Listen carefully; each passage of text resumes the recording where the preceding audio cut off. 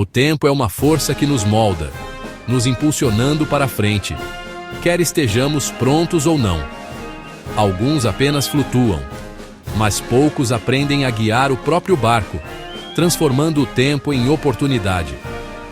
Hans Wilsdorf foi um desses poucos.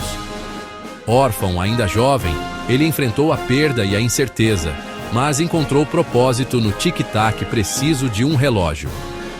Para Hans, relógios não eram apenas máquinas, eram ordem no caos, esperança na dificuldade. Essa fascinação virou sua bússola, guiando-o pela escuridão. Ele não herdou privilégios, construiu seu império com garra e visão. Antes de a Rolex ser um símbolo de luxo, era uma marca de sobrevivência, um testemunho de quem se recusa a ser definido pelas circunstâncias. Hans ousou sonhar quando não tinha nada e construiu quando desistir parecia mais fácil.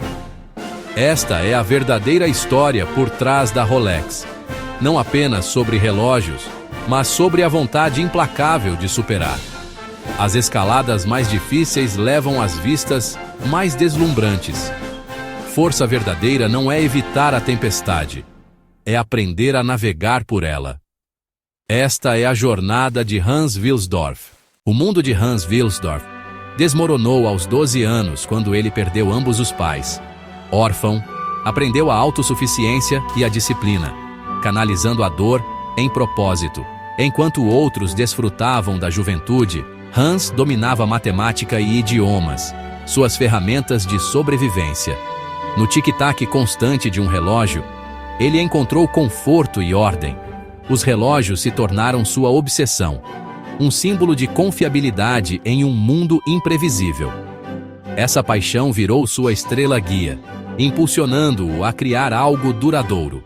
Da tragédia, Hans forjou a determinação que um dia revolucionaria o próprio tempo.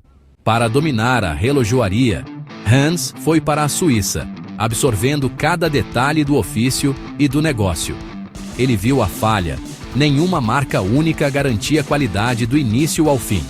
Hans imaginou um nome que representasse excelência total.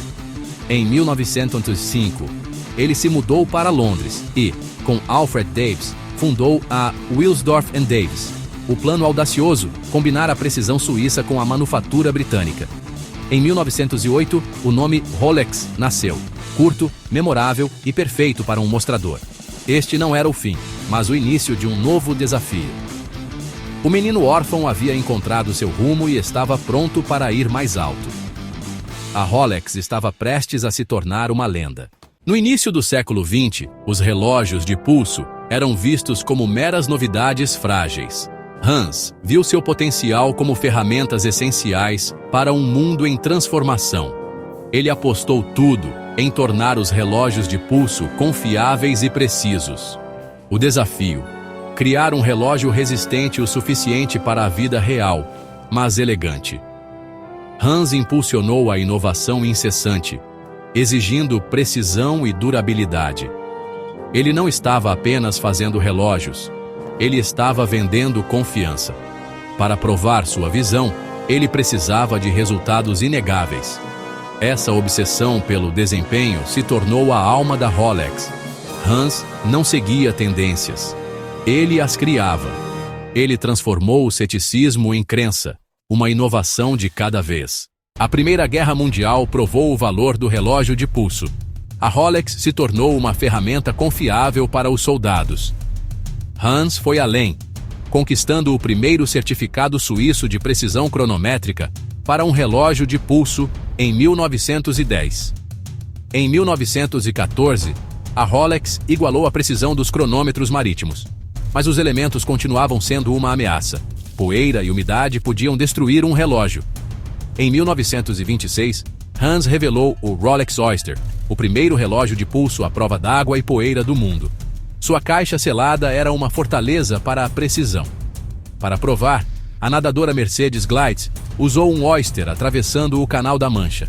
Após 10 horas em água gelada, o relógio estava impecável. Hans anunciou o triunfo. O relógio maravilhoso que desafia os elementos. O mundo notou. A Rolex era agora sinônimo de sobrevivência e elegância. O Oyster era mais que um relógio. Era uma revolução. Hans Wilsdorf construiu um império, mas seu maior feito foi doá-lo. Sem herdeiros, ele criou a Fundação Hans Wilsdorf, garantindo que os lucros da Rolex servissem à sociedade. A fundação financia educação, cultura e assistência social na Suíça. A independência da Rolex permite que ela se concentre na qualidade e em uma visão de longo prazo. O legado de Hans não é apenas um relógio, é um compromisso com o ato de retribuir. O tic-tac de um Rolex é o batimento cardíaco da resiliência e da generosidade. De órfão a ícone, Hans provou que suas origens não definem seu destino. Sua história é um lembrete: nunca desista dos seus sonhos.